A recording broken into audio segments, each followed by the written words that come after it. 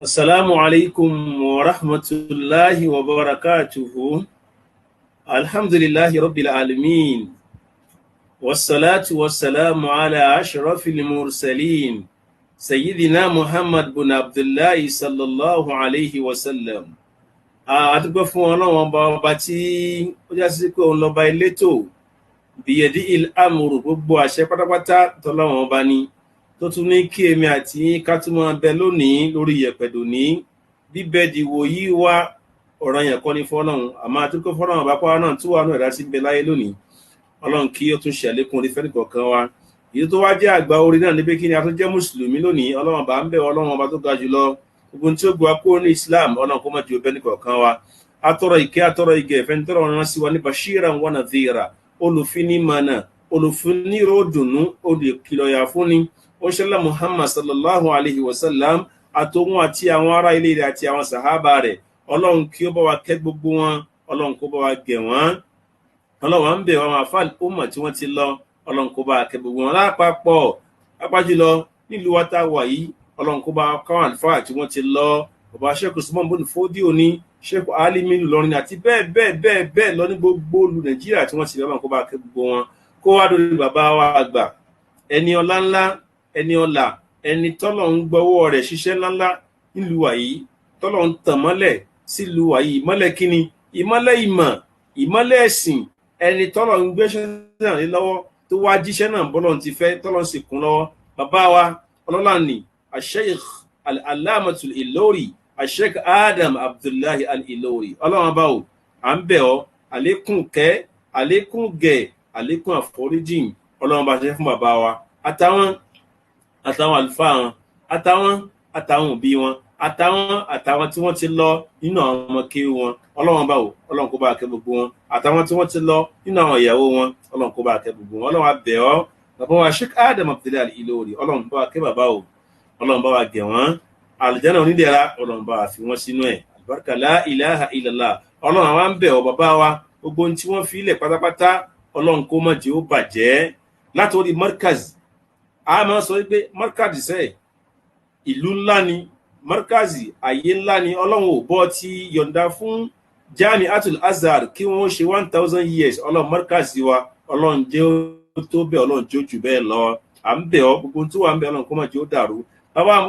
Ọlọ́run gbogbo tí wọ́n jẹ́ wọ́n tí ó bá aṣáájú fi kalẹ̀ lọ́mọ Ọlọ́run bá tọ́jú gbogbo wọn lápapọ̀ Ọlọ́run bá wa dúró tì wọ́n àwọn ìyá wa tí wọ́n kù ń lé Ọlọ́run bá wa pẹ̀lú wọn àwa dá ṣàlẹ́ṣà bàbá wa àgbà ẹni tó pọ́lọ̀ ní kí ó tún máa darí ètò markazi bàbá wa Sheikh Al-Fadil Sheikh Habibullah Adam Abdullahi al-Ilori OON Ọlọ́run bàbá náà Ọlọ́run bá wa ṣàlékún ìṣọ́ fún wọn àlékún àánú Ọlọ́run bá wa ṣe fún wọn gbogbo tó bá wò ń lọ àlékún kò ń gẹ́rí Ọlọ́run bá wa ṣe fún wọn Ọlọ́run bá wa ṣọ́ wọn lọ́sàn-án bá wa ṣọ́ wọn lóru Ọlọ́run bá wa dúró tì wọ́n gbogbo tí wọ́n gbé dání níṣẹ́ náà Ọlọ́run má jẹ́ ó bàjẹ́ mọ́ wọn lọ́wọ́ àlùbáríkà la ilaha illallah àwọn ń bẹ Ọlọ́run bá ẹ̀mí gbọ́n tàlá fi ara Ọlọ́run bá ṣe fún bàbá náà bàbá Sheikh Habib Ọlọ́run má jẹ́ wọn tẹ́ Ọlọ́run dákun bàbá Mudiru Ọlọ́run má jẹ́ wọn tí Ọlọ́run má jẹ́ kábùkù kàn wọ́n jẹ́ tó gbé dání Ọlọ́run tó máa kún lọ́wọ́ jù bẹ́ẹ̀ lọ Ọlọ́run àwa tó tọrọ gbogbo àwọn tí wọ́n jẹ́ àwọn bàbá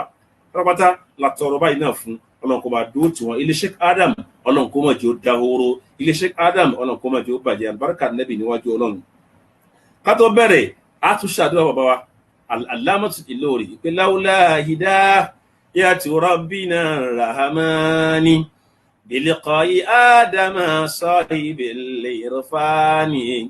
latawarrata al-aqdamu fi qa'ril ghawa wala damatil afkaru fil khusrani pé láúlá tí bá ṣe hidayatu rabbina rahmani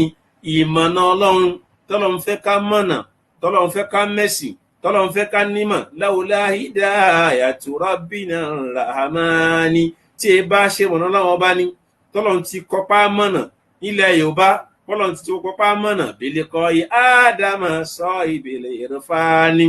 Ọlọ́run wá rán bàbá wa Sheikh Adam Abdullahi al-Ilori Ọlọ́run rán sí wa Ọlọ́run wá fìmọ̀ ó fi ta wọ́n lọ́rẹ alukur'ani wọ́n ṣàlàyé ẹ̀ fún wa àdísì ńkọ́ wọ́n ṣàlàyé ẹ̀ fún wa ó di ìmọ̀ wọ́n ṣàlàyé ẹ̀ fún wa ó wá di pé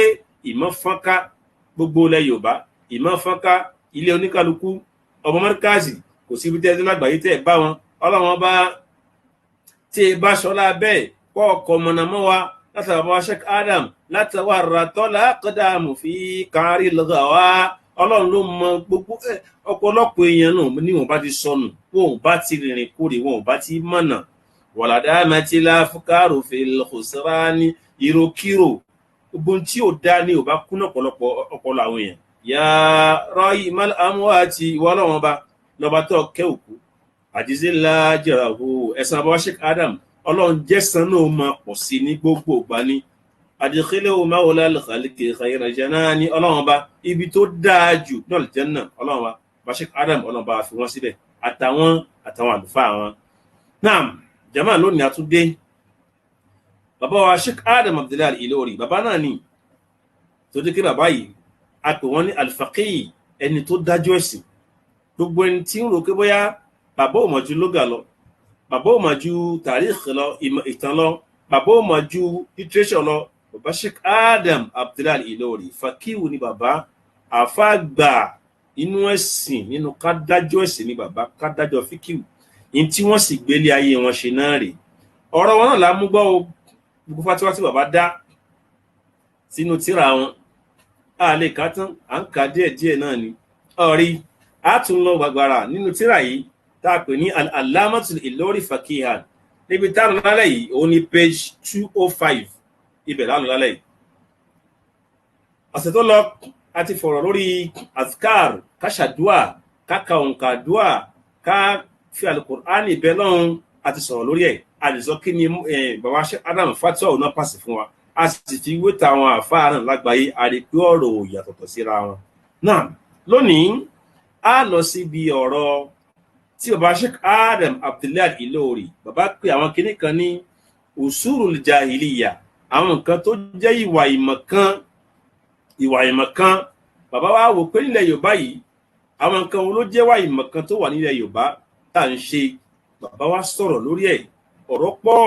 àmọ́ nínú ìjọ̀mọ́ bàbá kankan márùn-ún fún wa wá fi pé tọ́pìkì tó ní ní kí ni àlìjànáza ọ̀rọ̀ báwo ni a ti ṣe ọ̀rọ̀ ètò òkú gbogbo alamọ̀ wípé àṣà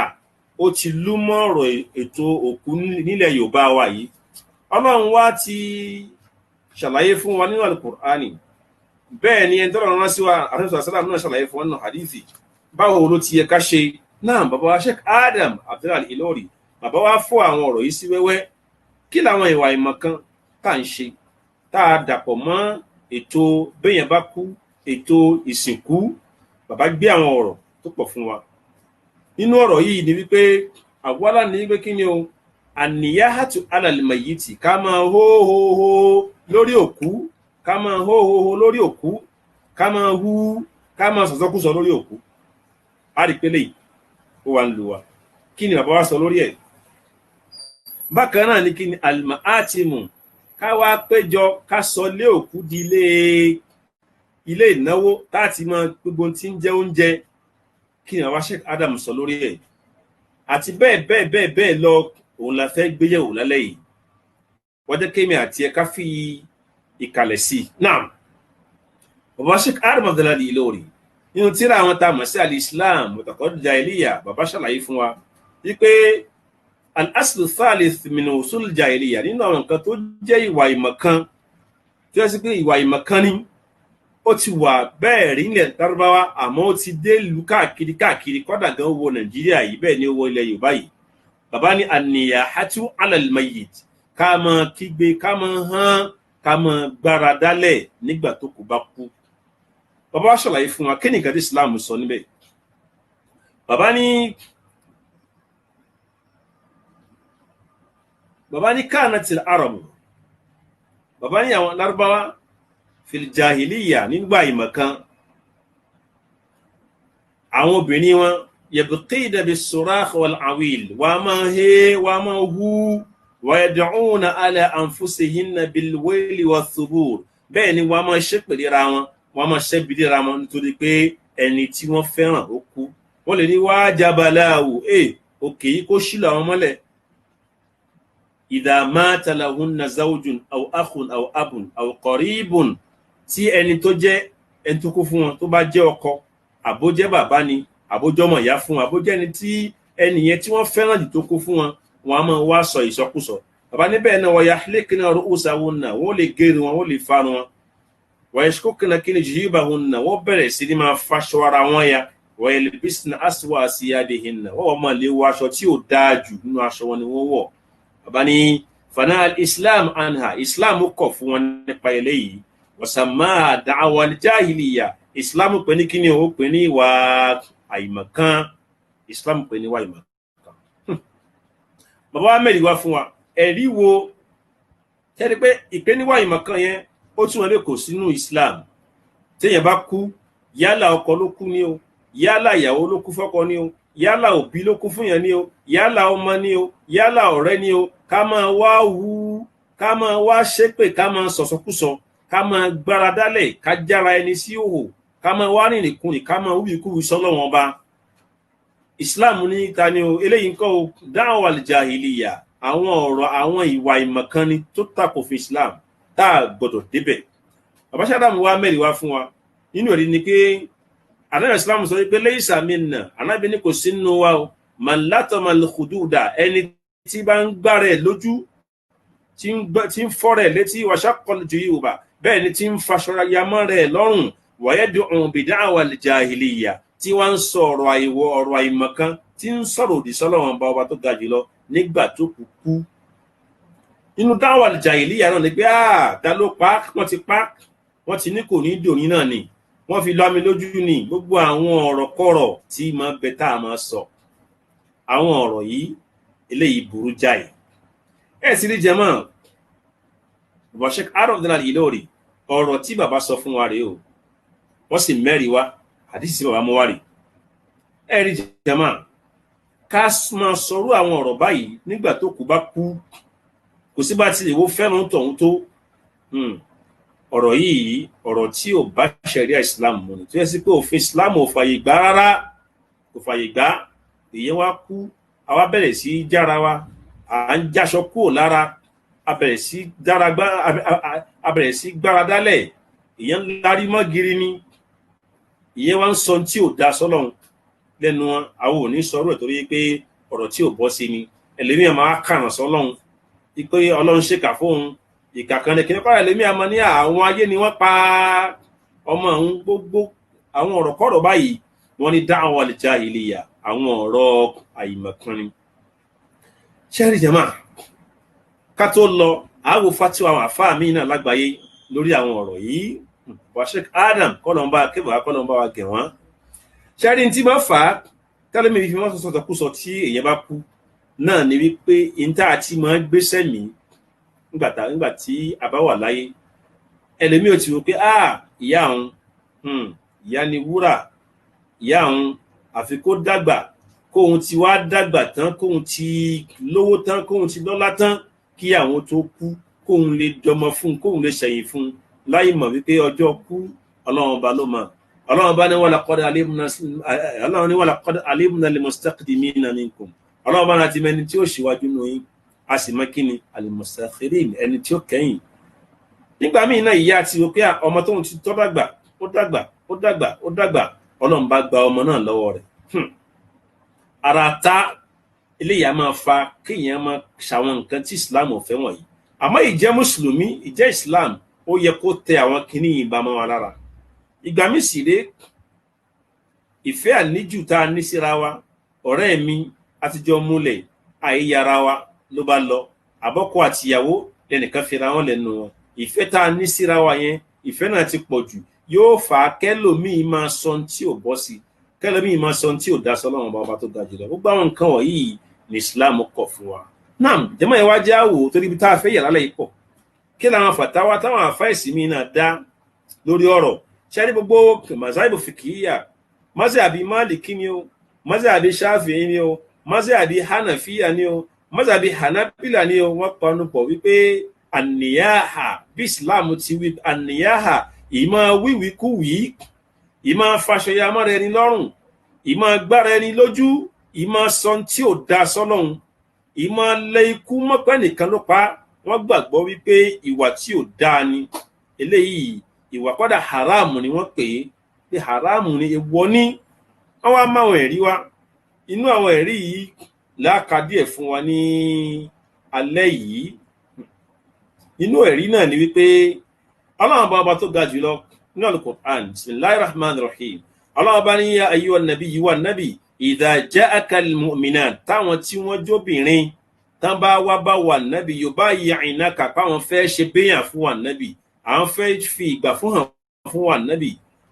Fabayyi'uhunna, ṣe béyàn fún wọn, tọ́bá náà fẹ́ ṣe béyàn fún wà nábì ala alla yushrikna billah, májẹ̀mú tó fún wọn níbi kíni, wọn ò gbọ́dọ̀ sin nǹkan mí lẹ́yìn Ọlọ́run. Wala yasrikna, wọn ò gbọ́dọ̀ jalè. Wala yazinina, bẹ́ẹ̀ ni wọn ò gbọ́dọ̀ ṣe zina. Wala yaqtulna awladahunna, bẹ́ẹ̀ ni wọn ò gbọ́dọ̀ pa àwọn ọmọ wọn ò gbọ́dọ̀ ṣẹ́yún. Wala ya'tina bi buhtani yaftarinahu bayna aydihinna wa arjulihinna, àwọn àdáparọ́, àwọn ìwà ìbàjẹ́ wọn ò gbọ́dọ̀ débẹ̀. Ọlọ́run ní wala ya'sinaka fi ma'rufin, bẹ́ẹ̀ ni wọn ò gbọ́dọ̀ kọ̀rọ̀ sí wà nábì lẹ́nu, wọn ò gbọ́dọ̀ ṣẹlọ́run, gbogbo tí ò dá wọn ò gbọ́dọ̀ ṣe. Ọlọ́run tí wọ́n ní bàbá wọn pa àwọn nǹkan wọ̀nyí àwọn ò ní ṣe. Fabayyi'uhunna, ìwà nábì ṣe béyà fún wọn. Àwa rí gbà pé nínú àwọn sàhábà wọ́n ní ìtumọ̀ pé wala ya'sinaka fi ma'rufin, páwọn ò ní wà tí ò dá pẹ̀lú tí wà náà bá sọ fáwọn ni pé ànáwó ìmọ̀ gbára dálẹ̀ téèyàn bá kú. Wọ́n ní ìtumọ̀ eléyìí ni ẹ̀rí jama. Hadith kan wà tí Abu Hurairah gbà wá tó ní Ànábì sallallahu sọ fún wa pé Ànábì ní thintani, Ànábì ní ithnatani, nǹkan méjì kan bẹ fi nas tí ń bẹ lára àwọn èèyàn, huma bi'in kufrun, àwọn nǹkan wọ̀nyí, nǹkan méjì yìí ìwà kèfèrí ni, ìwà ìmoore sọ́lọ̀ wọn bá ní. Àkọ́kọ́ ní kí ni atanu fi nasabi, ìmọ̀ sọ̀rọ̀ tí ò da, ìmọ̀ bú ìdílé ara ẹni àbí ìmọ̀ bú ìdílé ẹnìkan. Bẹ́ẹ̀ wà ní an-niyaha 'ala al-mayyit, bẹ́ẹ̀ ni ìmọ̀ gbára dálẹ̀, ìmọ̀ fàṣẹyàmọ́ ẹni lọ́rọ̀, ìmọ̀ gbára ẹni lójú nígbà tí òkú bá kú. Jàmá, ṣẹ́ni pé fatiwa táwọn àfáìsì ń dá yìí náà ó ju ohun tí ìwà Sheikh Adam Abdullahi lórí dá. Láfi ní ìwọ èmi àti ẹ já gbìyànjú láwùjáde iwájú Ọlọ́run àti láàfáìsì tọ́lọ́run rán sí wa, tó júwe àwọn ọ̀rọ̀ yìí fún wa, tó ná gbésí ayé rẹ̀, tó ná fún oníkálukú wa, tó ná fọ́lọ́run láti lè mọ̀rọ̀ ẹ̀sìn, torí ẹ̀ gbìyànjú. Bẹ́ni tó súnmọ́ bá kú, ọkọ ní kò sẹ́ni tó gbàdúrà kẹ́ni tó súnmọ́ wá kú, àmọ́ a máa bẹ̀rẹ̀ nǹkan jẹ́ mi ìwọ́gùn náà ni bọ́lọ̀ ń bá gbé bí tí máa ṣe dé. Gbìyànjú má sọ tí ò dá sọ́lọ̀ wọn, gbìyànjú má faṣọ ya mọ́ra rẹ lọ́rùn, gbìyànjú má máa gbára dálẹ̀, má máa fọ́ra ilé tí kò kálẹ̀ ẹlòmíì wá rìnrìnkúrìn wọ́n ṣe mọ́ lé mú kí eléyìí ò sí inú ẹ̀sìn o. Gbogbo tó bá wò ó dùn ọ́ yóò dùn yàn, omi yóò jábọ́ lójú yàn, àmọ́ kí la ṣe? A ṣe sùúrù náà ni, a wá ní wíwíkúwí sọ́lọ́run. Gbogbo wọn tó ń wíwíkúwí sọ́lọ́run, Ọlọ́run bá ṣe kà, Ọlọ́run bá ṣe báyìí lẹ́nu rẹ, tó mọ sọ bẹ́ẹ̀, eléyìí òfin gbẹ̀ṣẹ̀ ni o. Ìwà táwọn kèfèrí máa wù ni o. Islam ò fẹ́lẹ̀ yìí rárá. Ìwọ náà ti ẹ̀bí rẹ̀ wò, gbogbo tó bá wò sọ yẹn náà ṣé ó lè jókòó ni, ọ̀tún wọn á dẹ́ṣẹ̀. Nítorí Ọlọ́run fẹ́ ṣe, Ọlọ́run ti ṣe náà. Ṣé bá alárò pé ẹni tí ó kọ lọ rèé, Ọlọ́run ti mẹ́ni tí ó kọ lọ nù wa. Bákan náà jama, Ànábì Muhammad sallallahu alayhi wa sallama, ẹ̀rí ọ̀rọ̀ láǹkà yìí pé ẹ̀rí táwọn àlùfáìsì mú wá lórí wípé ká máa wíwíkúwí, ká máa gbára dálẹ̀ léyìí ò dáa. Jama, á wàá mú wá fún wa kí ni àpèjúwe míì, torí pé tí wọ́n bá lọ lóbi, tí bàbá rẹ kú, tí ìyá rẹ kú, tọmọ rẹ kú, ó ṣàwọn ẹni ìṣíwájú náà rí. Báwo ni wọ́n ti ṣe? Ẹ̀rí Nana Fatima ọmọ Ànábì Muhammad sallallahu alayhi wa sallam, Ọlọ́run kó bá kẹ́ gbogbo wọn wápọ̀. Àdísì Anas bin Malik ló gbà wá. Ó ní lámà sákòrò Ànábì sallallahu alayhi wa sallam, ó nígbà tí ó di pé àárẹ̀ Ànábì pọ̀, ja'ala yatagashahu al-karb, ìnira ó pọ̀ fún Ànábì gan, ìnira yẹn pọ̀ ọkàn Ànábì fún Fatima wá ní wa karba báwo, bàbá mi ìnira yìí pọ̀. Ànábì wá ní laysa ala abika karbun ba'da al-yawm. Ànábì ní ya Fatima ọmọ mi, kò sí nira fún bàbá rẹ̀ mọ́ lẹ́yìn tòní yìí. Yẹn ni pé sakaratul maut, ìhúnríra kú, èmi fẹ́ jáde kíní yẹn náà rọrùn. Falamma mata, nígbà tá Ànábì wá kú, ẹ̀rí ara ń ta Fatima pé bàbá òun rèé, nígbà tó di pé ẹ̀mí wá bọ́lẹ̀ tí Ànábì kú tán. Jàmáà, kí ni Fatima sọ? Fatima ní ya abatahu, wọ bàbá mi, ajaba rabbahu da'ahu, ìpèpè ọba tó dá òun ni bàbá òun dáhùn, ọba tó dá bàbá òun ó pe bàbá òun ó sì dáhùn pèpè náà ó ní ya abata o ìwọ bá mi minal jannati ma'wa o inú àlùjánnà òun ní ibùdó sí bàbá mi ó ní ya abata o ó ní wọ bàbá mi ìlà jìbìrìlà nànà o jìbìrì látúfọ̀ rẹ̀ fún ẹni pé kí ni Fatima wíwíkúwí kí ló sọ ìsọ̀n tó dáa kẹsẹ̀ pé kò dùn ó torí ẹ̀ tírù nǹkan báyìí bá ṣẹlẹ̀ sí wọn náà Bashir Adam wọ́n pàṣẹ fatiwa fún wa gẹ́gẹ́ bí Islam ti pàṣẹ fatiwa tàbí ti sọ wípé a gbọ́dọ̀ mọ wíwíkúwí a gbọ́dọ̀ mọ ṣépèlera wa a gbọ́dọ̀ mọ sọ tí ò dá sọ́lọ́run kẹ́lẹ́mi wa járe sí o eléyìí ìwà kúfùrù ni o ìwà ìmọ̀kan ni o.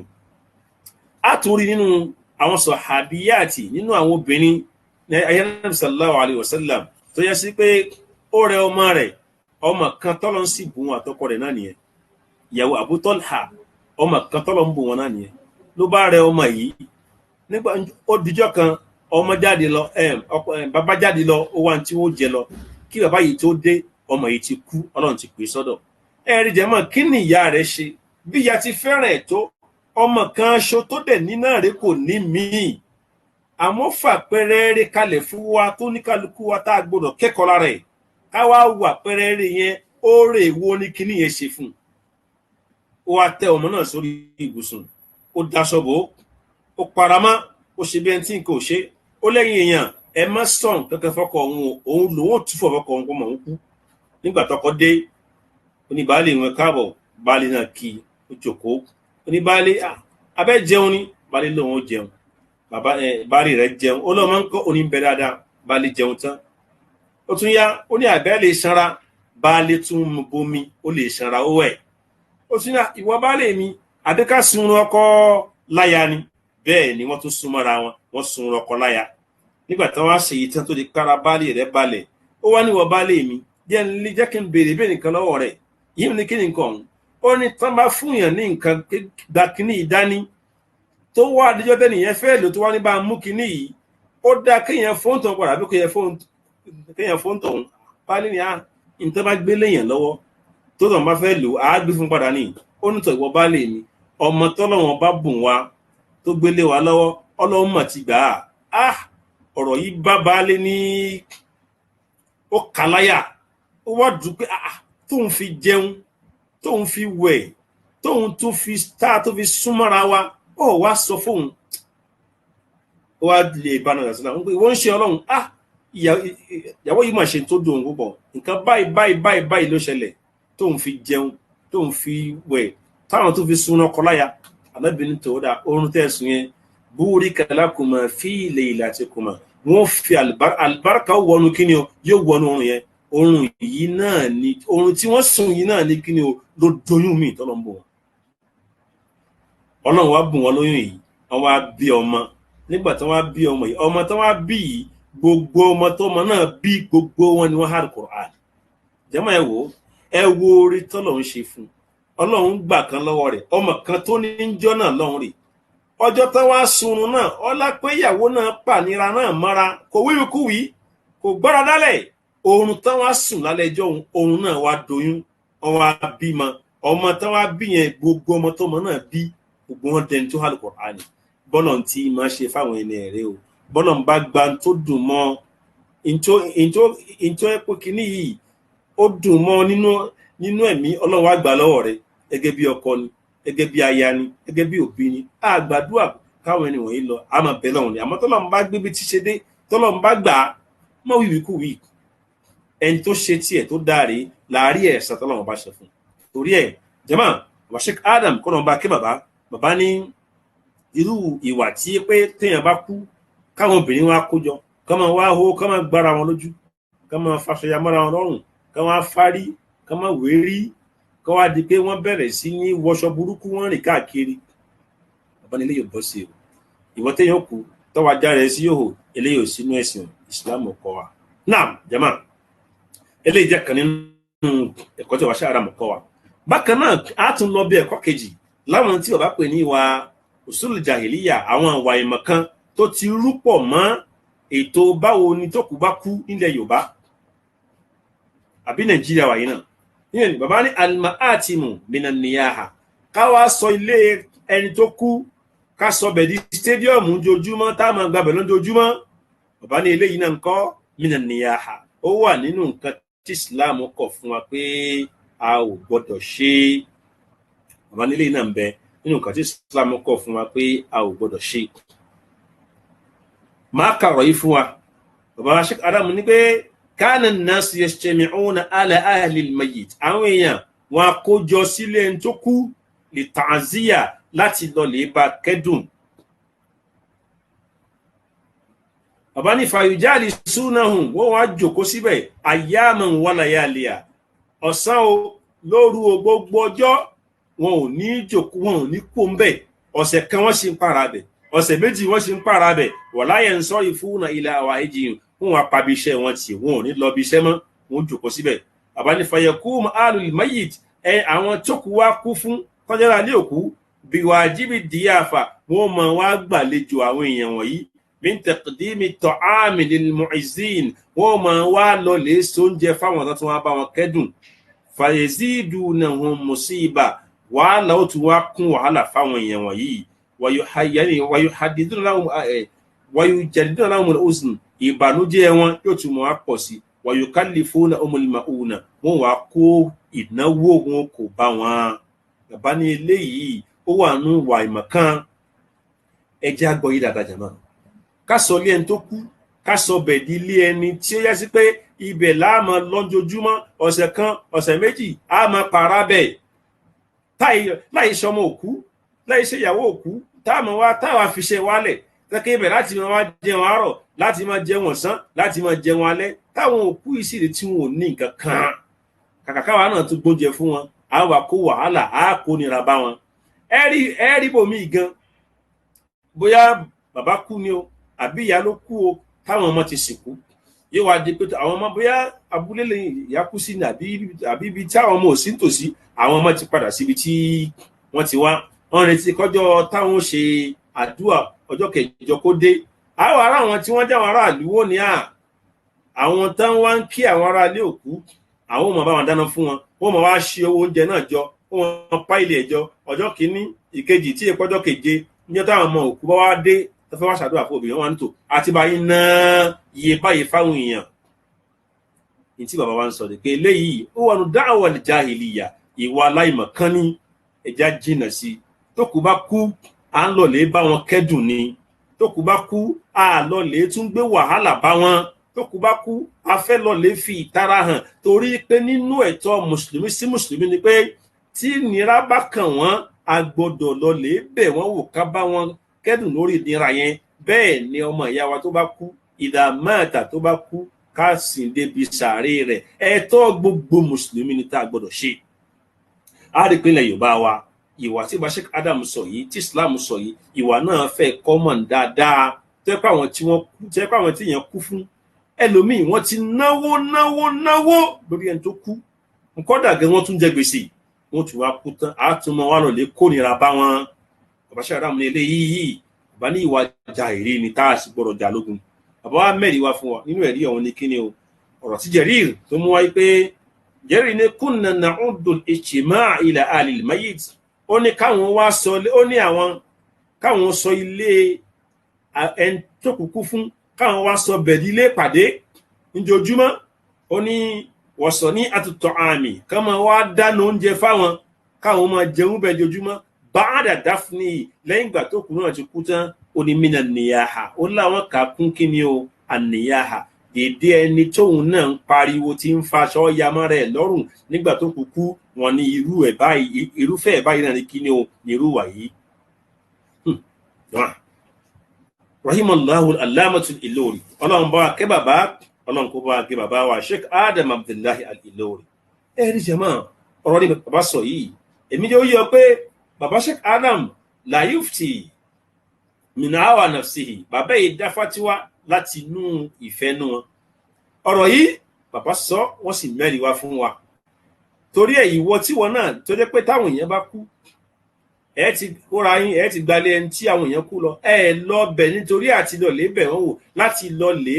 kẹ́dùn fún wọn ìǹtẹ́lọ ni láti lọ lè jẹun ibẹ̀ lẹ́tì máa jẹun àárọ̀ lẹ́tì máa jẹun ọ̀sán lẹ́tì máa jẹun alẹ́ ọjọ́ kìíní ọjọ́ kejì ọjọ́ kẹta ọ̀sẹ̀ kan ọ̀sẹ̀ méjì ẹ pàbíṣẹ́ tì. Eléyìí ò dáa o, eléyìí Islam ò fọwọ́ sí, Islam ò faramọ́. Àwọn tó kù bá kú fún wọn, wọ́n fẹ́ ká gbé ìbànújẹ́ kò fún wọn, ká lọ lè kí wọn ni, ká sì lọ lè sọ̀rọ̀ tútù, ká lè sọ̀rọ̀ ìtùnú fún wọn. Wọn ò ní ká tún dí wàhálà, ká tún dìbọ̀ wọn lọ́rùn. Wọn ò ní ká tún dínàwó, ká tún dìbọ̀ wọn lọ́rùn. Wọ́n ń san gbèsè ẹni tó kú, wọ́n ti yáwó kòkó tó kú, wọ́n ń san gbèsè rẹ̀. Wọ́n tún mọ̀ tún wá san gbèsè oúnjẹ, wọ́n tún mọ̀ tún san gbèsè ìnáwó tá a tún dá sí wọn lọ́rùn. Islam ò fẹ́ léyìí, Islam ò fẹ́ léyìí. Bẹ́ẹ̀ sì ni ọmọ míì tí ó ní òun lọmọ olóòkú àfi kó wọ́n ṣọkú ya òun. Ṣe rí àìmọ̀ tó yẹ ká ṣe, òun ló fà á fún wa. Wọn pẹ̀lú ògo Ọlọ́run á sọ nínú nǹkan tí yẹ ká ṣe, á sọ fún wa. Bàbá Ṣẹ́dàmù ní àwọn ìwà yìí, bàbá Ṣẹ́dàmù láwọn ìwà yìí ń kọ́ pé ìwà tí ò dáa ni tá a gbọ́dọ̀ jìnnà sí. Tá bá sì wò tòótọ́ náà, àwọn tí wọ́n jẹ́ wọn ìmọ̀tò dín, àwọn àfẹ́sìn, àwọn fọkànhá, gbogbo wọn náà ni wọ́n níwà yìí ò dáa. Ká wá péjọ sílé ẹni tó kú yàtọ̀ sí pé bóyá a lè kí wọn o, a lò lè kẹ́dùn wọn ti ń jọjọ́ karùn-ún ọjọ́ kẹfà ibẹ̀ là ń pààrà, tá lè jẹun àárọ̀ jẹun ọ̀sán jẹun alẹ́. Wọ́n ní pé léyìí ò bọ́ sí i. Ìyẹn tó yẹ ká ṣe ni kí ni o, káwa náà bá wọn gbé nira kó, torí pé ká dáná fún wọn, ká fún wọn ní tí wọ́n jẹ, ká dáná fún wọn, ká fún wọn ní tí wọ́n jẹ. Ẹ̀yin ọmọ òkú o, ẹ̀yin ẹbí òkú, nǹkan báyìí ṣẹlẹ̀ ó dà, ìbànújẹ́ rèé, ẹ jẹ́ agbóúnjẹ fún yín kẹ́yìn náà jẹun. Eléyìí nìkan tí Islam kọ́ wa. Láàrin jẹ̀mọ́ tá a bá lọ, gbogbo àwọn tó jẹ́ àwọn mọ̀sáìbù dìníyà, Málíkì ni, Ṣàfíì ni, gbogbo wọn ni wọ́n ní ìwà yìí kọ́, wọ́n níwà tí kò dáa ni. Wọ́n sì mẹ́rìí wá, inú ẹ̀rí tí wọ́n tún mú wá náà ní pé hadisi nana Aisha gbà wá pé njọ́ tí yawma kutila ibnu Haritha wa Ja'far ibn Abi Talib wa Abdullah ibn Rawaha, nínú àwọn tí wọ́n jẹ́ sàábé tá nábì fẹ́ràn, tí wọ́n súnmọ́ nábì, wọ́n kú púpọ̀ lójú ogun. Ọjọ́ náà ní kí ni Zaid ibn Haritha kú, àti Ja'far ibn Abi Talib àti Abdullah ibn Rawaha. Ànábì wá jókòó, wọ́n ní yọ̀nrọ́fù fíìlì huzn, wọ́n ti rí bànújẹ́, kí bànújẹ́ ń bẹ lára ànábì gan. Ẹnìkan wá, nana Aisha ní òun yọjú níbi ilẹ̀kùn. Arákùnrin kan wá ní ìwọ ń ṣe Ọlọ́run. Àwọn obìnrin mà kójọ síbì kan tí wọ́n ń pariwo, tí wọ́n ń sunkún, tí wọ́n ń gbára dálẹ̀. Ànábì sàlám ní àrẹ́bí ní ẹ lè sọ fún wọn, ẹni kí wọ́n ń dé, ẹ lè sọ fún wọn, ẹni kí wọ́n ń dé. Kí làwọn eléyìí ṣe? Wọ́n ń gbára dálẹ̀ ni o. Ká wá fi wò ó, àwọn tẹ́tí kí wọ́n sọ lé olókùn dílé olóúnjẹ, dílé alámàlà, dílé oníṣẹ̀mọ́, ẹ̀dìpẹ́lẹ̀ yìí kọ́ o tí ó burú jáì. Bẹ́ẹ̀ ni ìmáàmù wa An-Nawawi àwọn náà sọ nínú tírà wọn Al-Majmu' pa ìwà yìí kọ́ ìwà tí ò dáa ni. Bákan náà ìmáàmù wa Ibn Qudama, àwọn àgbààgbà fáìsìn, àwọn náà sọ. Kọ́lá ìmáàmù Ibn Qudama ó mú ọ̀rọ̀ lórí Sayyidina Umaru wa, tẹ́ pé kí wọ́n ní Sayyidina Umaru wọ́n bí pé aliyubawu ala maitikum, aliyunawu ala maitikum, ǹjẹ́ ó dáa kán mọ ìjókòó káwá sọ lé olóúnjẹ di ká sọ lé lòkú dílé olóúnjẹ. Àwọn Sayyidina Umaru ní irọ́ o, wọ́n alnunawu ala mayitikum, ǹjẹ́ ó dáa kíyàn máa gbára dálẹ̀ lórí òkú tó kú. Umaru ní irọ́ o. Àwọn ni wọ́n al yajtami'una inda al-mayyit, ǹjẹ́ wá dáa káwá sọ lé olókú dílé tí a máa pàrà ń jojúmọ́, a máa jẹun àárọ̀ jẹun ọ̀sán jẹun alẹ́ ń bẹ̀. Ó di Umaru ní irọ́ o, dhalika an-naw, eléyìí náà wà nínú kíní o, ìwà ìmọ̀ hàn lórí òkú. Tí túmọ̀ pé bàbá wa Sheikh Adam kọ́nà kí bàbá fatiwa tí bàbá dá ó ṣe déédéé táwọn àfẹ́sì náà dá lágbàáyé. Ní jẹ́ kó yí ọ wípé bàbá Sheikh Adam Abdullahi Ìlọrí fákí ò ní bàbá ó lọ́lé katira bàbá dáadáa, ọ mọ̀ pé bàbá àfẹ́sìn àfọ́ onífíkíù tọ́lọ̀ rán sí wa lù wa ni, tọ́dẹ̀ ṣàlàyé ẹ̀sìn dáadáa. Gbogbo ọtọ́ wa kó sínú wàyí, àfikọ́ jìnà sí o, àfikọ́ jìnà sí. Bákan náà bàbá jẹ́ kó yí wa yí pé ihdadu rijali wan nisa ala al-mayyit, káàkùnrin náà ká wá gbélé jòkó, ká má lọ bí iṣẹ́ mọ́ torí pé yẹn kú. Kéèyàn káwọn míì máa wá wọṣọ dúdú kí wọ́n láwọn mọ́ ní pé torí ká lè mọ̀ pé opó làwọn yóò wá wọṣọ dúdú. Wọ́n lé lẹ́yìn kọ́, eléyìí kò sí nínú Islam o. Àwọn àṣà tí wọ́n kó dé ni tí Islam ò fẹ́ rárá, tí Islam ò fẹ́. Sheikh Adam kọ́lọ̀n kó bá kẹ́ bàbá, kọ́lọ̀n bá gé bàbá, wọ́n bá ṣàlàyé fún wa àwọn ìwà wọ̀nyí. Bàbá ní ìwà jàhílíyà ni ìwà tí ò dáa ni. Náà tá a bá wá lọ lé olókùú nígbà tó láwọn nǹkan wọ̀nyí ò dáa, kí wọ́n lé ẹ̀ka ṣe ń lé olókùú o. n tá a ṣe náà ni pé bàbá Adam sọ fún wa bàbá ni a lọ bẹ̀ láti dọ̀lé bá wọn kẹ́dùn a ṣàdúrà fún wọn àwa náà a fi ìbànújẹ́ hàn sí wọn eléyìí nìkan tá a ṣe àmọ́ ká máa wá hàn ká máa gbára dálẹ̀ ká máa faṣọya mọ́ra lọ́rùn Islam ò fẹ́lẹ̀ tá a bá sì débẹ̀ a gbìyànjú tá a bá lágbára káwa náà dáná oúnjẹ lọ fún wọn torí pé Ànábì sallallahu alaihi wasallam níjọ́ tí Jáfàrù kú Ànábì ní isna'u li ali Jáfàrà Ànábì ní ẹ dáná oúnjẹ fún àwọn ará ilé Jáfàrù torí pé kí ni o isna'u li ali Jáfàrà ta'aman Ànábì ní ẹ dáná oúnjẹ fún àwọn ará ilé Jáfàrù fa innahum qad ja'ahum ma yashghuluhum in tó kó àìrójú bá wọn ó ti ṣẹlẹ̀ sí wọn kí ni kọ̀ wọ́n lùsì ẹni tí wọ́n fẹ́ràn jù wọ́n lùsì kan nu ọmọ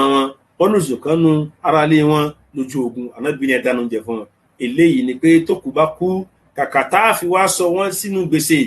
ẹ jẹ́ káwa náà gbìyànjú ká tún dáná oúnjẹ lọ fún wọn ni àwa náà ní ká dáná oúnjẹ lọ fún wọn níjọ́ tó kù kú tó kejì tó kẹta á dáná bàbá ti lágbára á dáná lọ fún wọn torí pé ní tí ò jẹ́ wọn ráyè tí ò jẹ́ wọn rójú ó ti bá wọn á wá jókòó tí wọn á máa tù wọn ẹ dákun ẹ jẹun á sì ní ṣe tí Islam fẹ́. bákan náà wà ní pé àwọn tọ́jọ́ mọ òkú tó máa kéré á kó wọn mọ́ra á fọwọ́ ra wọn lórí á tù wọn pẹ̀sẹ̀pẹ̀sẹ̀ Ànábì sallallahu alayhi wa sallam Ànábì ṣẹlẹ̀ yìí o ìkànnà àwọn Jáfàr ó ní Ànábì sallallahu alayhi wa sallam nígbà tó bá àwọn kú Ànábì wá pè wọn Ànábì fọwọ́ ra wọn lórí Ànábì wọ́n ní Allahumma ìwọ Ọlọ́run ukhluf Jáfàrà fi waladi Ọlọ́run ẹni tí ó tọ́jú àwọn ọmọ Jáfàrù Ọlọ́run bá wa yàn tí àdúrà ilẹ̀ wa náà ṣe àbádìlẹ̀ ẹni tí ó kú. náà jàmáà ọ̀rọ̀ rẹ̀ Ọlọ́run bàbá Sheikh Adam Ọlọ́run bá wa kẹ́ bàbá Ọlọ́run bá wa gẹ bàbá torí bàbá ṣàlàyé ká tó lọ ó dọwọ́ èmi àti ẹ tó kù bá kú ní tá a ṣe ilé olókùn ní bàbá ṣàlàyé fún wa yìí wá rí jàmáà ó tún níbi tá a lọ lálẹ́ yìí ṣé bàbá Sheikh Adam bí wọ́n ti kọ́ wa nínú tírà wọn bẹ́ẹ̀ náà ni wọ́n kọ́ wa nínú àwọn ọ̀rọ̀ wọn ẹni bá gbọ́ wá sí bàbá yóò mọ nǹkan tí mo fẹ́ sọ yìí pé bàbá ṣàlàyé ẹni bá gbọ́ wá sí bàbá tó lọ tẹ̀fsírì bàbá tó lọ wá sí bàbá ṣàlàyé ṣe rọ́pọ̀lọpọ̀ wa àmọ́ tó yẹ ká ṣe nígbà tí ọ̀rọ̀ kú bá dé tó rọ̀rọ̀ kú ìtọ́lọ́run bá ti pè lọ́rọ̀ yẹn fún wa ni Ọlọ́run bá ní àyínà máa tẹ̀kú nù yudrikumul maut ibikíbi tẹ́ bá wò wá Ọlọ́run bá ní kú báyìí ń bẹ̀ Ọlọ́run bá ní li kulli ummatin ajalu ìran kọ̀ọ̀kan oníkọ̀ọ̀kan ló ti lásìkò tiẹ̀ tásìkò bá tó kò ní ilé ìṣẹ́jú kan kò ní dígí ni kò ní dí ìṣẹ́jú kan sọrí ìwọ ọmọ táwọn pé tí ìyá mi bá kú tán máa ṣòkú ìyá mi Allahu Akbar ṣe ń tọ́nà bá fẹ́ nìkan ṣe má ṣe ń tọ́nà bá ò fẹ́ ìwọ ìyá tó sọ pé ẹ̀yin ọmọ tí bá kú ẹ pàtẹ ẹ péréré má ṣe léyìí sọrí díẹ̀ nílé kankan sí ọ nítorí kémi àti ẹ̀ka mójútó tá a mójútó òun lọ̀rọ̀ kú torí ikú òde bá wa lójijì àkọ́kọ́ mẹ́rin kí ni al-wasiyya ń tá ń pè ní wíìlì yìí nílẹ̀ Yorùbá kí n pè precisely ó ní tá a mọ̀ sí wíìlì ní ké kókó pín ogún rẹ̀ fúnra rẹ̀ kó ní ẹ bá fún lágbájá léléyìí jẹ́ njó yí ọ nínú ṣẹ̀ríà Islam ò fààyè gbà ọ́ láti pín ogún rẹ̀ fúnra rẹ̀ Islam ti bọ́ pín torí pé gbogbo tí wọ́n ń kó káàkiri nínú ogún yẹn ogún Ọlọ́run ọba ló ní òun náà sì ló bùn ọ́ ó ti bọ́ pín ogún rẹ̀ kalẹ̀ torí n tá ń pè ní wíìlì nínú ṣẹ̀ríà Islam kìí ṣe ń tá a mọ̀ sí wíìlì nínú common law àbí nínú kí ni condition àwọn olóyìnbó òun kọ́ la mọ̀ sí wíìlì o sọ ọrọ̀gún tí wọ́n ní ìwọ tó jẹ́ bàbá gbogbo tó kójọ ní ogún tó jẹ́ ìyá gbogbo tó kójọ ní ogún ó kéré ó pọ̀ ni ọba tó ní ọ́ ó ti bọ́ pín kalẹ̀ ọ̀ tó bẹ́ẹ̀ láti pín fúnra rẹ̀ tó bá pín fúnra rẹ̀ ọkàn dínú yọ̀ Ọlọ́run bàbá tó ga jùlọ lọ sí Quran 4 Suratul Nisa àyà 13 sí 14 Ọlọ́run bá ní nígbà Ọlọ́run bá ti sọ àwọn àyà tó ṣíwájú Ọlọ́run ti pín àwọn ogún bẹ́ẹ̀ ti pín rẹ̀ Ọlọ́run ní tilka hududullah Ọlọ́run láwọn ogún tó ń pín yìí àlà Ọlọ́run bá nìyẹn o wa man yuti'illaha wa rasulahu ẹni bá tẹ̀ lọ́lọ́run tó tẹ̀ lójíṣẹ́ rẹ̀ yudkhiluhu jannatin òun fi sáàlì jẹ́nà ìtẹ̀lé òun náà ni tó pín ogún bó Ọlọ́run bá ti pín yóò wà jẹ́nà yóò àjẹ́nà sí ní o akérèmọdò gbogbo gbádùn yóò máa wà ń bẹ̀ khalidina fiha yóò máa bẹ̀ẹ̀ lọ gbére Ọlọ́run bá ní dhalika ní al-fawzul azim èrè tó ga jù Ọlọ́run ní wa man ya'sillaha ẹni bá kọ̀rọ̀ sọ́lọ́run ọba lẹ́nu tó lòun fẹ́ pín ogún òun fúnra òun kóun tó kú, wa rasulahu tó kọ̀rọ̀ sànábì lẹ́nu tó ní bọ́lọ̀ ti pín bá nábì ti pín kò kàn ń ọlọ́run bá ní wa yata'adda hududahu tó wá kọjá àlà, ọlọ́run bá ní yudkhiluhu naran òun fi sínú khalidan fiha yóò sì máa bẹ́ńbẹ̀ lọ gbére ni walahu azabun muhin yóò tún wá rí ìyà ìyẹpẹrẹ. ìtumọ̀ ẹ̀ ni pé gbogbo ogún tí wọ́n kójọ yẹn ìwọ kọ́ ló ní o, ọlọ́run bá ló ní. èyí tó bá lò tọ́lọ̀ máa ní kú dé ni ìwọ kọ́ lọ pín, wọ́n pín nǹkan kan ní ogún rẹ. Islam ti bọ́ pín kalẹ̀, ó ti mẹ́ni tí ó jẹ́, ó ti mẹ́ni tí ò ní jẹ́. Islam ti pín kalẹ̀, bí Islam ti pín yẹn òun ni ká wá lọ. sọ́wárí tó kàn ìmí àti ẹ̀jù òun ni wàsíyà tá a pè ní wíìlì yìí. kí la ń pè ní wàsíyà? wíìlì tí ń sọ yìí kì í ṣe wíìlì òyìnbó, wíìlì tí Islam sọ pé kóníkàlùkù ó ṣe. Ànábì sallallahu alayhi wa sallam, Ànábì ní máa haqqu muri'in, nínú ẹ̀tọ́ mùsùlùmí tó jẹ́ ọmọ èèyàn, yurid an yusiya fihi, tó fẹ́ sọ àsọkalẹ̀. wàsíyà ní kíni, wíìlì ní kíni, àsọkalẹ̀ tó fẹ́ sọ pé ó lè yá kíkú ó dé tó ọmọgbà tí ó dé. òun náà ni yabitu laylatayn, gbogbo òru ọjọ́ méjì méjì tó bá ti ń kíni, tó bá ti ń jí tó mọ́. wa wasiyatu maktubatun, wàsíyà rẹ̀ ń kọ́, wíìlì rẹ̀ ń kọ́ gbọ́dọ̀ kọ́ kalẹ̀ ni. mo sọ mo ní wíìlì tí Islam ń sọ yẹn ọ ní pín ogún fúnra rẹ o. wíìlì tí Islam ń sọ yìí ọ ní pín lápẹjá ẹ̀bá fún nílé yìí rọ o. àwọn àsọọ́lẹ̀ dákùjẹ̀mọ́ Islam jó yé wa pé gbogbo mùsùlùmí kọ̀ọ̀kan yálà ọkùnrin ni o, obìnrin ni o, ọmọdé àgbàlagbà ó gbọ́dọ̀ lákọọ́lẹ̀, torí pé ikú lè dé lójijì. ó lè wò pé bóyá yóò pẹ́ kó yá, ó lè sùn kílẹ̀ ẹjọ́ náà má bá ọ mọ́. ìdá àsìbáàtà tó bá dọ̀árọ̀ fàlà tẹ̀ǹdẹ̀tẹ̀ lèmọ̀sá mọ́rẹ̀tì pọ̀ dìrọ̀lẹ́. wọ́n ìdá àmsáìtà tó bá dìrọ̀lẹ́ mọ́rẹ̀tì pọ̀ dàárọ̀, mọ́ gbénú ayé bí ẹni pé bóyá àsìkò tó kù tó lónú ayé ni. ọ̀pọ̀lọpọ̀ èèyàn mọ́ ló jáde nílé tó lòun lọ ibiṣẹ́ tí ò darí wọlé. ètò ọlọ́wọ́ bá ní olóògbà lọ ó gbàlì kíámà lọ. oúnjẹ tí wọ́n jẹ tọ́ni mo gbádùn oúnjẹ yẹn ó dùn, ẹlòmíì jẹ níbo ló bá rẹ̀ ó bá rẹ̀ láti kíámà ni. oorun tí wọ́n sùn tọ́ni mo gbádùn oorun náà ara mi tò, ẹlòmíì sùn níbo ló bá rẹ̀ ó bá rẹ̀ láti kíámà ni lásìkò tí ò lérò. ẹlòmíì wọ mọ́tò injẹ́ ìlọ́bì kan ní ásídẹ̀ǹtì kaná ló bá dé wal kíámà. wa man lam yamut bis-sayfi mata bi ghayrihi, ẹni tí wọ́n pa tí ò kúkú dà tí ò kúkú mọ́tò yóò kúkú nǹkan míì náà. tafarraqatil asbabu, ọ̀nà tá a gbà kú ló yàtọ̀. wal mawtu wahidu, ikú ẹyọ kan náà ni o. tó wọ́n lè yẹ ká ní tí Islam kọ́ wa òun ni wàsíyà wíìlì rẹ. kí wọ́n ní ọmọ bẹ́nu wíìlì yẹn òun ni mo fẹ́ kà yìí tí Islam kà fún wa yìí. bàbá Sheikh Adam kọ́nà bá kẹ́ bàbá ṣàlàyé ẹ̀ fún wa lọ́pọ̀lọpọ̀. nínú ẹni kí ni alkafarat, àwọn nǹkan ìtanràn tó jẹ́ ọtí búra níbúra, ìbúra rọ ọtí bú, ìbúra yìí sì ní onítànràn tó fi san. ọmọọmọ ọgbàwẹ̀ Ramadana, onítànràn tó fi san. ọmọọmọ olùgbà ọṣẹntọ́lọ́hún ní ọmọ ṣe nínú Ramadan, àwọn eléyìí ló nítànràn. àwọn ìtanràn yìí ọwọ́ ajẹ́ ọkọ̀ lẹ̀ pé èmi lágbájá ọmọ lágbájá mo jẹ ìtàn, mo jẹ Ọlọ́run ní gbèsè báyìí. gbèsè irun tó jẹ, gbèsè àwẹ̀ tó jẹ, yálà orí nǹkan àlejò rẹ ni o, àwẹ̀ Ramadan rẹ ò pé àbó rẹ ọ ni o, Ramadan wa lọ ọkọ̀ kalẹ̀ sínú wàsíyà rẹ, sínú wíìlì rẹ, mo jẹ Ramadan ọdún iye báyìí mo jẹ, torí pé ikú lè dé lójijì. káwọn ẹbí rẹ kán lè bọ́ san gbèsè yìí, kán lè bọ́ gbàwẹ̀ yìí. bákan náà ni kí ni o, àwọn zaka wọnú owó rẹ,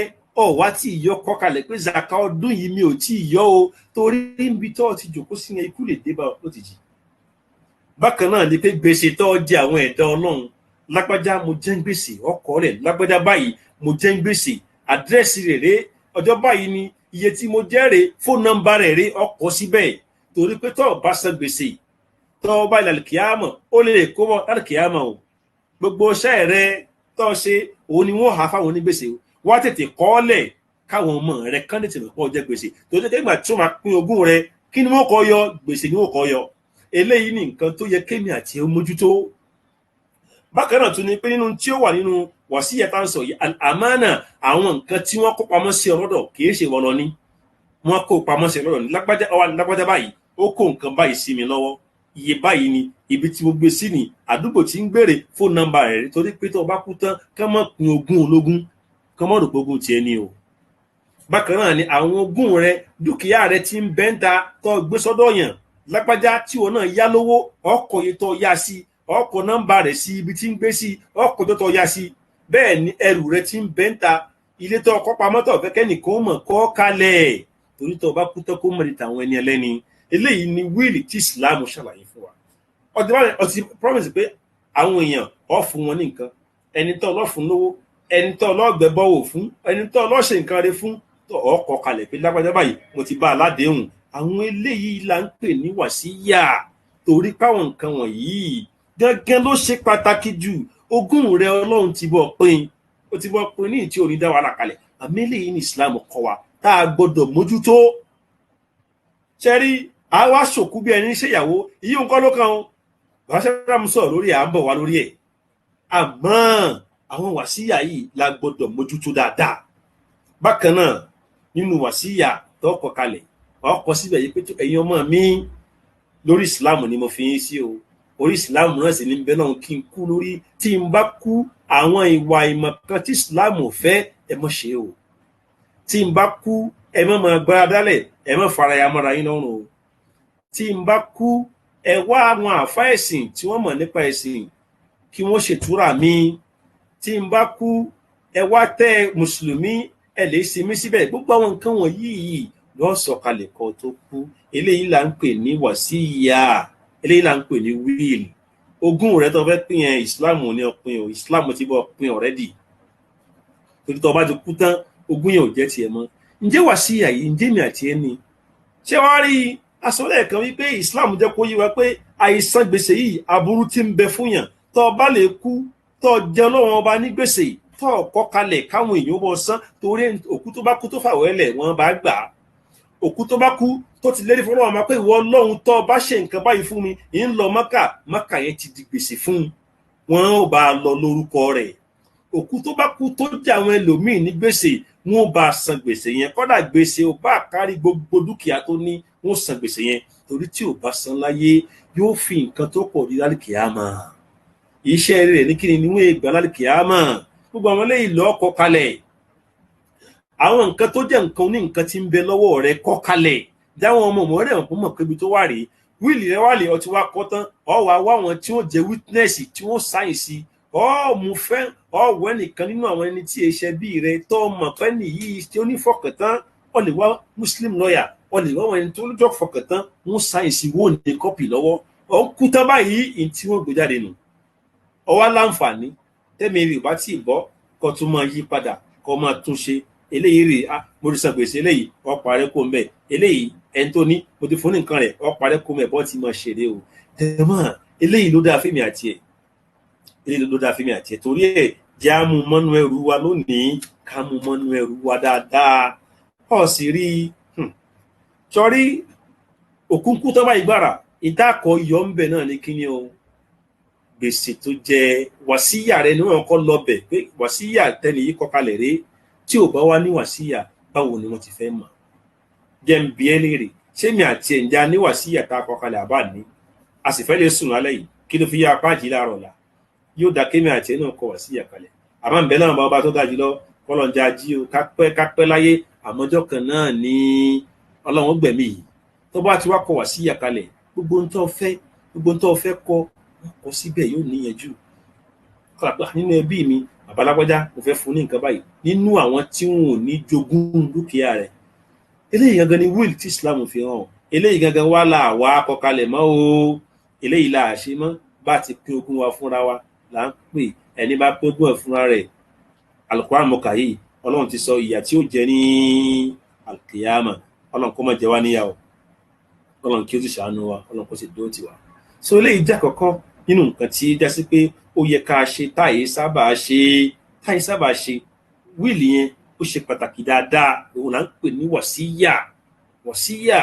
eléyìí là ń pè ní wàsíyà. mo ti kà àwọn nǹkan tí ó wà ń bẹ̀ mo ti kà fún ọ báyìí. ìwọ náà wá gbìyànjú ìwọ náà kọ wàsíyà rẹ kalẹ̀ torí pé ọmọ ìgbà tí kò dé gbogbo ohun tó fẹ́ kí wọ́n ṣe tó fẹ́ ṣe nínú ìgbésí ayé rẹ mo fẹ́ gbẹ́ bọ́ọ̀ síbi kan kódà nítorí fẹ́ káwọn ọmọ rẹ ṣe lẹ́yìn rẹ tí ó máa jẹ́ sàdákà járíyà continuous charity tí ó máa continue mo fẹ́ gbẹ́ bọ́ọ̀ ni mo fẹ́ kọ́ mọ́ṣáláṣí ni mo fẹ́ ra reservoir sí mọ́ṣáláṣí ni kọ́ sí bẹ́ẹ̀ pé ẹ̀yin ọmọ mi tí n bá kú nǹkan báyìí ni kẹ́ ẹ ṣe tí n bá kú tán ẹ bá ń wá nǹkan rà sí mọ́ṣáláṣí ẹ bá ń gbẹ́ bọ́ọ̀ fún community use public use eléyìí yóò mọ̀ jẹ́ ládá tí ó bá ọ nítorí pé àgbà tí kò dé àmọ́ tá a ṣe tá a fi gbẹ̀yìn ìjàmà ọlọ́mọba ọba lẹ́kẹ̀ ọlá ọba Sheikh Adam Abdullahi Al-Ilory ọlọ́mọba akẹ́ bàbá fatiwa bàbá là ń kà yìí táwọn akẹ́ bàbá yìí ọlọ́run rán sí wa gẹ́gẹ́ bí àfáìsì ni kó wá yọ wá kúrò nínú tí a wà nínú ewu jẹ́mọ̀ mo ti sọ̀rọ̀ lórí ọ̀rọ̀ wíìlì kalẹ̀ èmi àti ẹ̀ náà yóò da ká lè kọ wíìlì wa kalẹ̀ torí pé nǹkan tí Islam fún wa rẹ̀ eléyìí ni ó dáa jù ní bàbá àtọmọ ìyá kọ tiẹ̀ ọmọ ìwọ náà kọ tiẹ̀ torí pé àìmọ̀ ẹni tí ó ṣíwájú nù wa kókò wá kú kókò má tètè àìkú ká wá pelére ká wá kágajọ ká máa máṣọ eléyìí kan ló kan nú ọ̀rọ̀ wa àṣọrẹ fòkú tó kù ká má ṣòkú àṣọrẹ fòkú tó kù rárá inú òkú tó kù ò ní dùn sáṣọ òkú tó mú torí wípé nígbà tí wọ́n kaṣọ mọ́rùn tó kù ìjọ ọmọ bí tó kù wà nù sàárè ṣé wọ́n ń fìyà jẹ ni àbí ó wà nù kẹ́kọ̀ọ́ yéwọ̀ ìwọ sì gbàlù ọjọ́ ọmáṣọ ọlọ́ọ̀rẹ́yìn bàbá rẹ ọlọ́ọ̀rẹ́yìn ìyá rẹ ìsìláàmù kọ́ wa léléyìí o eléyìí ìwà ìmọ̀ kan ni tí ìsìláàmù kọ́ fún wa tá a gbọ́dọ̀ jìnnà sí ráúráú tó sì pọ̀ lẹ́yìn bá wa àmì náà bàbá tó ga jùlọ ọlọ́njà létí ìgbọ́rọ̀ bàbá Sheikh Adam bàbá sọ̀rọ̀ yìí fún wa kí wọ́n tọ̀nà ọ̀rọ̀ làǹkà yìí ẹni jẹ́ máa ọ̀pọ̀lọpọ̀ nǹkan ẹ jẹ́ kí n fi ọ̀rọ̀ wàsíyà tì bẹ́ẹ̀ yẹn wíìlì báwọn ni nínú tó tún yẹ ká máa ṣe táyé mójútó tó jẹ́ sí pé Allahu Akbar tó kù bá fẹ́ kú oore tó yẹ kó kù ṣe lọ́wọ́ wa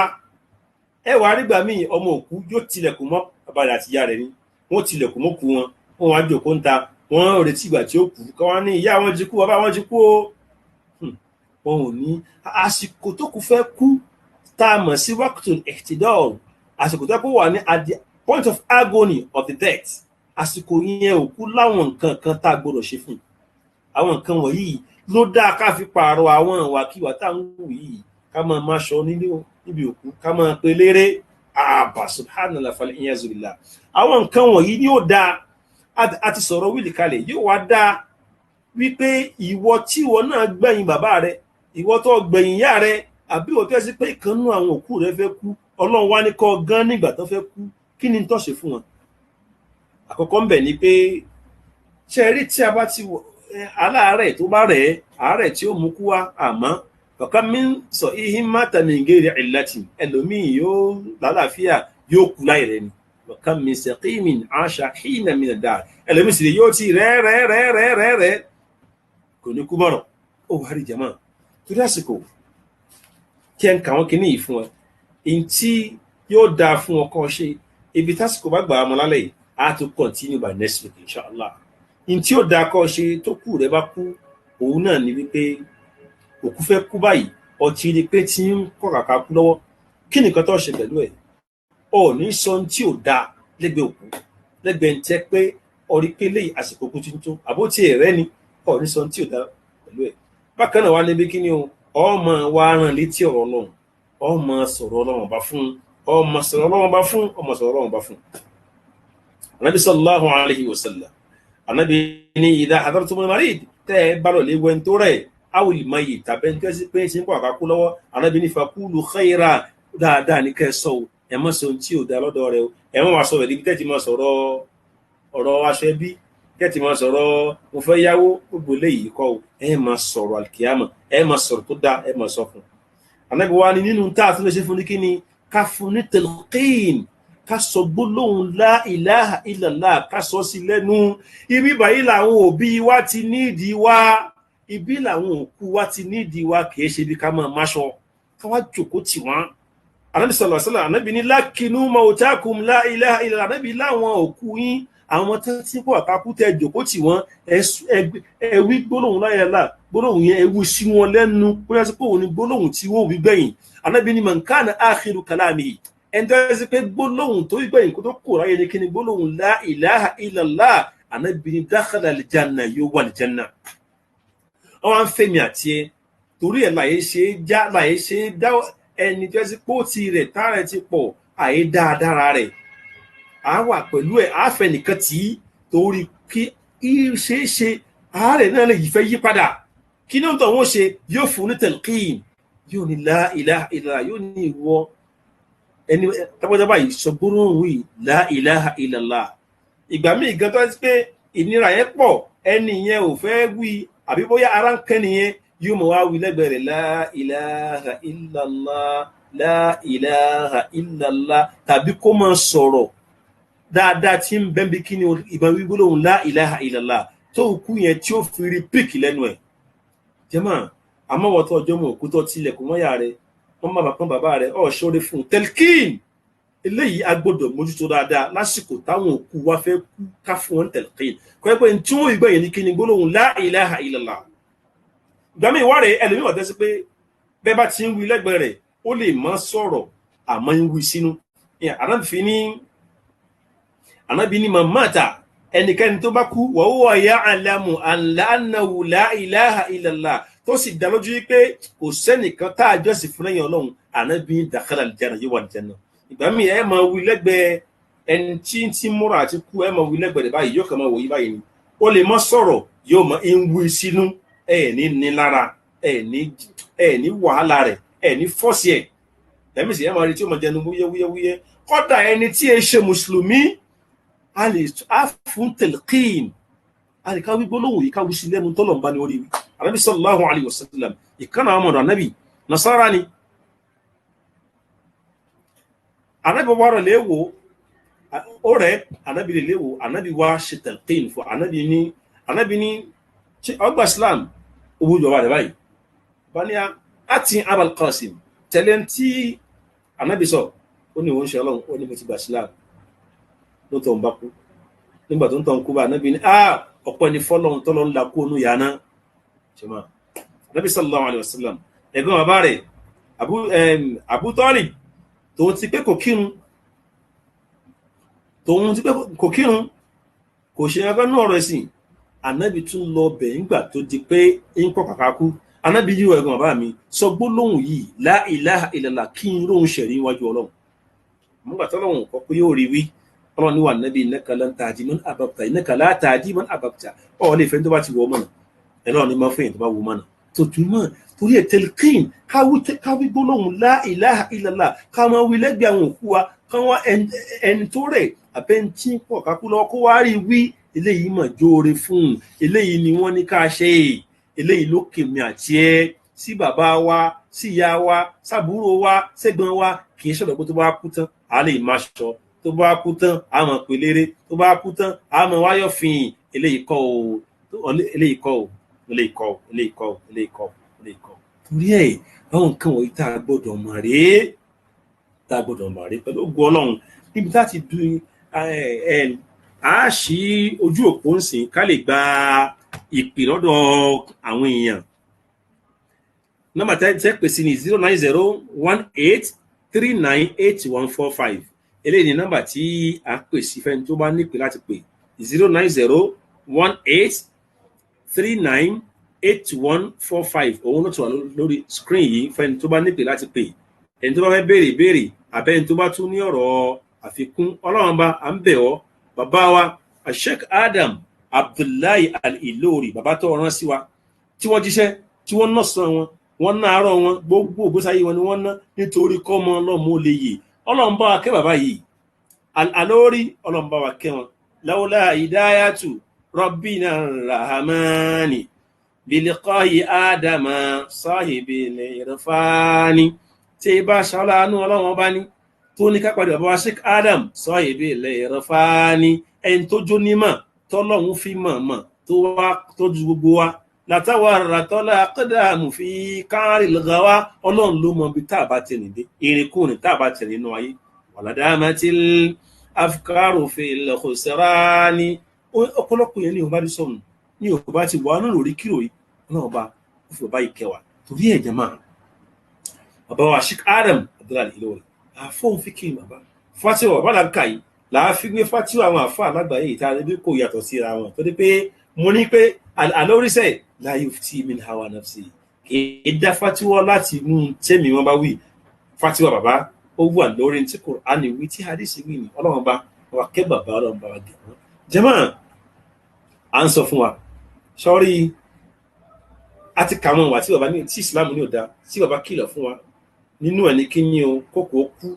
ká máa wíwì kúwì sọ́lọ́run lá ká máa faṣọ ya wọ́n ra rọrùn ká máa gbára wa lójú ká wá lọ lè gẹrun ká máa wá wọṣọ dúdú kílẹ̀ táwọn nǹkan tí ìsìlámù ìgbà méjì àwọn mẹ́rin aláwọn ṣe candle night wọ́n wà tán candle wọ́n máa rìn kí eléyìí ìsìlámù kọ́ wa lílẹ̀ yìí o nínú ọjà ìlé ni. bákan náà sì ni pé ká wá sọ lé olókùú ká sọ bẹ̀dí ilé ibi táti máa jẹun àárọ̀ táti máa jẹun ọ̀sán táti máa jẹun alẹ́ ìsìlámù kọ́ wa lílẹ̀ yìí. a lọ ọbẹ̀ láti lè tanzia láti lọ lè bá wọn kẹ́dùn tanzia ká lè bá wọn kẹ́dùn àyàfi pé ká láwọn tí wọ́n wá láti ibi tó jìnnà tọ́nà wọn jìn tó yẹ sí pé ẹbí òkú ni wọ́n náà wá jìn ibẹ̀ ni wọ́n sùn tó àwọn aráalé òkú wọ́n gbà wọ́n lálejò.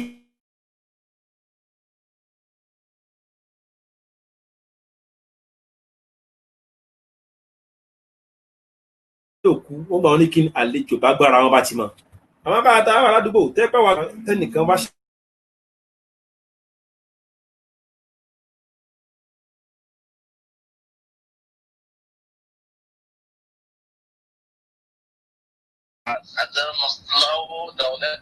آمين يا الله آمين آمين آمين. فسؤالي حول ما تقولون على أحكام الجنازة. نعم. تجوز تكون عند قبر ميت. مما قد قلت أن تركين عند المحتضر فكيف عند القبر ما حكمه؟ ọ̀dà inshallah á dáhùn ìbéèrè yẹn àwọn àlùfáà tí wọ́n ń pè wá kásìlẹ̀ Lárúbáwá ni wọ́n ti ń pè wá tó Lárúbáwá ni wọ́n ń sọ ọlọ́run kó wá sọ wọ́n lẹ́sàn-án rẹ̀ wọ́n ní ǹjẹ́ a lè ṣe tẹ̀lkín ìyẹn ni pé gbólóhùn la ilaha illallah ǹjẹ́ a lè wí nígbà tá a bá sin òkú ǹjẹ́ ṣé a lè wí níbẹ̀ àbí ìgbà tó bá fẹ́ gbọ̀ngàn ni a fẹ́ wí. ṣé àwọn àfáàgbà olùmọ̀ fíkìw ọ̀rọ̀ yìí máa sọ fírí inshallah a sì máa débẹ̀ lọ́sẹ̀ tí ń bọ̀ wá pẹ̀lú ògo Ọlọ́run. àwọn tó jẹ́ àwọn àfẹ́sìn wọ́n ṣàlàyé fún wa pé èyí tó kọ́ jẹ́ pàtàkì jùlọ tó lákọọ́lẹ̀ òun náà ní kíni o ká ṣe tẹ̀lkínù fún wọn fi halatil iqtidar lásìkò tí wọ́n kọ́ àkàkú yẹn ká ṣe tẹ̀lkínù fún wọn. pé ìyẹn ṣe pàtàkì lọ́pọ̀lọpọ̀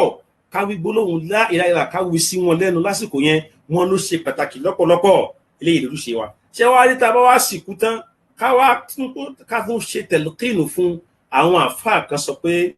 kò lẹ́tọ̀ọ́ àwọn àfáà kan sọ pé ó lẹ́tọ̀ọ́ bẹ́ẹ̀ ni wọ́n sì mú ẹ̀rí wá wípé ẹ̀rí yẹn nínú ẹ̀rí yẹn náà ni wípé nígbà tí Ànábì Islam sọ fún wa wípé tó òkú yín ti kú o Ànábì ní fasalu lahu tasbit ẹ̀bẹ̀ lọ́wọ́n bá fún kọ́lọ́n kó fẹsẹ̀ lélẹ̀ kọ́lọ́n kó fara balẹ̀ torí pé wọ́n máa béèrè ìbéèrè lọ́wọ́ rẹ̀ wọ́n nítorí ẹ̀ tá a bá wílé yìí náà fún láti fi hàn létí kò sí láì fi ń bẹ̀. wọ́n ti mọ̀ torí pé òkú ńkọ́ yóò máa gbọ́hùn tá à ń sọ torí pé Ànábì sàlámù náà ńkọ́ Ànábì nígbà tí ń bá wọn kèfèrí sọ̀rọ̀ lógun Údù kọ́ni tí Ànábì ní ẹ̀yin kèfèrí wọ̀nyí lápẹ́pẹ́já ǹjẹ́ tí ń rí ìyàtọ̀ náà wá fi ń jẹ yín báyìí àwọn sàbẹ̀ ń ṣe wọ́n gbọ́ Ànábì ní wọ́n ń gbọ́ wọn kàn nílé sọ́nì pé wọ́n ń gbọ́ àwa là ní gbọ́ tiwọn wọ́n ní bẹ́ẹ̀ pé ká ṣe tẹ̀lkín lẹ́yìn ìgbà yẹn náà pé tó bá kú tán níbi tá a lè ṣe náà wọ́n ní kò sí láì fi nínú ibẹ̀ àmọ́ èyí tó lákọọ́lẹ̀ lórí hadithi tó sì lẹ́la tọ́láfíà òun náà ní pé kí ni ká ṣe tẹ̀lkín fókù nígbà tí ó bá di pé ń pọ̀kàkà kú lọ́wọ́ ká máa wí lẹ́yìn àbó rẹ̀ àárẹ̀ yẹn ti fẹ́ wọra eléyìí ojú ti yí padà ká máa wí kóun náà fi gbà lẹ́nu wa eléyìí ni tí ó jẹ́ ọ̀rọ̀ àfáwà tí wọ́n béèrè Ọlọ́run kó bá wa san wọ́n ní ìsàn rẹ̀ adákùnrin tó bá tún fẹ́ pè nọ́mbà tẹ́ pè sí ní 09018398145 lórí àfikún àti lórí ìbéèrè Ọlọ́run kó ṣàánú wa gẹ́gẹ́ bá ti ń bá lọ òun náà ní pé bàbá Ṣádàmù jẹ́ kó yé wa láwọn nǹkan tá a gbọ́dọ̀ ṣe ká wá sórí olókùú lílé ibi tá a ti máa jẹun àárọ̀ jẹun ọ̀sán jẹun alẹ́ eléyìí kò bá ṣẹ̀rí a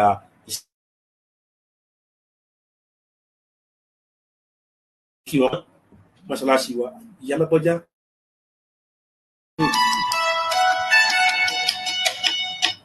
Naam. سؤال أيضا. وعليكم السلام ورحمة الله وبركاته. نعم.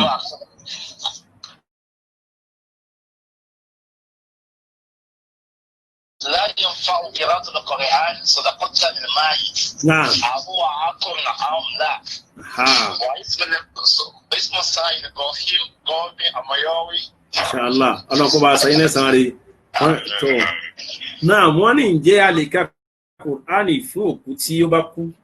àbí a lè ka fún ṣẹ́rí bẹ̀rẹ̀ yìí ó wà níbi tá a tọ́sí pẹ̀lú ògùn Ọlọ́run ní ọ̀sẹ̀ tí ń bọ̀. bàbá Sheikh Adam bàbá sọ̀rọ̀ tó yanjú tó clear tó pọ̀ lórí ẹ̀ pẹ̀lú ògùn Ọlọ́run ẹ jẹ́ ká sọ ọ̀rọ̀ yìí di ọ̀sẹ̀ tí ń bọ̀. ó wà nínú ọ̀rọ̀ tá a fẹ́ tírìtì nínú fatuwa tí bàbá Sheikh Adam ṣe tá a sì ká jáde nínú tírà wọn pẹ̀lú ògùn Ọlọ́run. èmi àti ẹ Ọlọ́run ṣọwájú ọ̀sẹ̀ tí ń bọ̀ wá lọ Ọlọ́run nípa wá pẹ̀lú ògùn Ọlọ́run a tún pàdé ká jókòó ká wá ka fatiwa àlórí bàbá wa sẹ́ àfẹ́sì ni bàbá.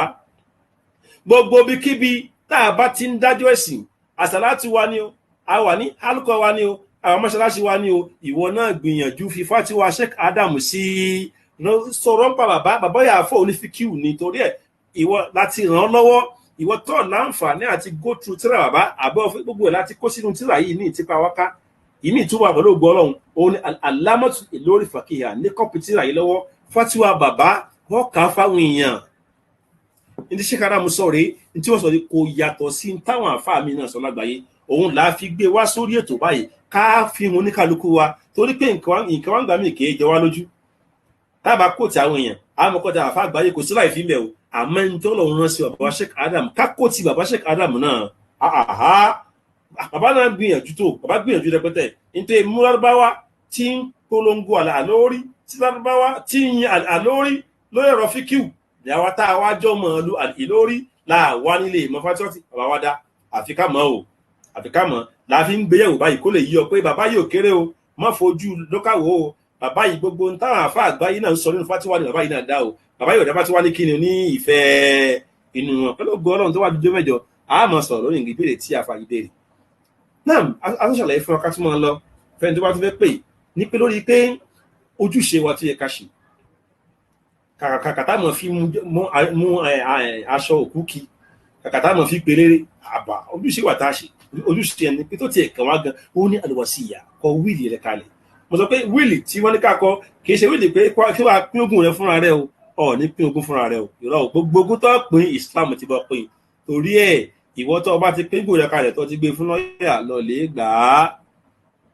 Islam ti wọ pín gùn rẹ wá wọn àfẹ́sìn kọ́ sínú wíìlì pé tó kọ́ sínú wọ̀síyà rẹ pé tí má kú àwọn àfẹ́sìn ní ká wá pín ogún mi bí Islam ti wí o ẹni pé tó bá pín ogún bí Islam ti pín ẹnì kò ní yẹ ọmọ òkú wèrè ọkọ ò ní pẹ̀yàwó rẹ̀ nítorí ogún ìyàwó ò sì ní pọ̀pọ̀ nítorí ogún torí yóò ti mọ̀ wípé nínú bá àti pín ogún ní Islam ẹni tó bá para wọn bọ́kọ bá pẹ̀yàwó ọkọ náà ò ní gbógún bí ìyàwó bá pọkọ rẹ̀ ìyàwó náà ò ní gba ogún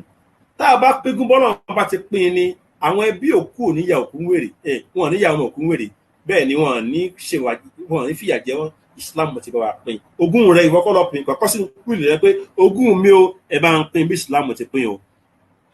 àwọn ìgbésẹ̀ tó ọjọ́ lọ́wọ́ bá zakatọ̀ ọ̀sán àwẹ̀ tó jẹ́ tó ọ̀sán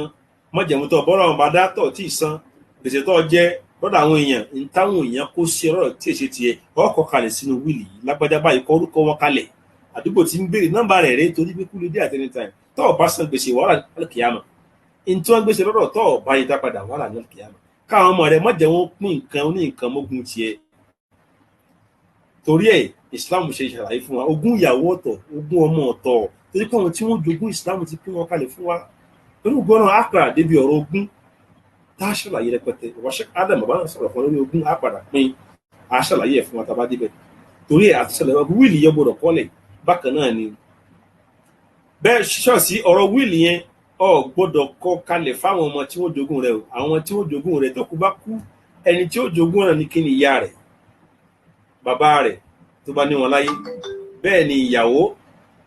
tàbọ́kọ àtàwọn ọmọ rẹ̀ àwọn lẹ́yìn ni al-warithuna wal-warithat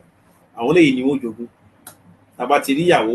tààrà wọn ìyàwó tààrà wọn ọmọ tààrà wọn òbí ẹbí yòókù ń gọ́ wọn farabalẹ̀ ni sọlẹ yìí jẹ́ àwọn ẹ̀kọ́ tí Islam kọ́ wa tá a gbọ́dọ̀ mójútó èmi àti bákan náà wà ní pé a gbọ́dọ̀ gbìyànjú asọ̀rọ̀ ọ̀rọ̀ telqin kálà kọ́nà àwọn òkú wa káwí gbólóhùn la ilaha illallah káwí sí wọn lẹ́nu nígbà tó bá ń palẹ̀ mọ́ àti tí wọ́n máa ń kọ́ àkàkú káwí sí wọn lẹ́nu tàbí rẹ̀ wọ́n ká jẹ́ ká wọn wí gbólóhùn yìí kíkú lè bá ka mọ́ wọn lẹ́nu eléyìí jẹ́ pàtàkì fún mi àti ẹ́ torí ẹ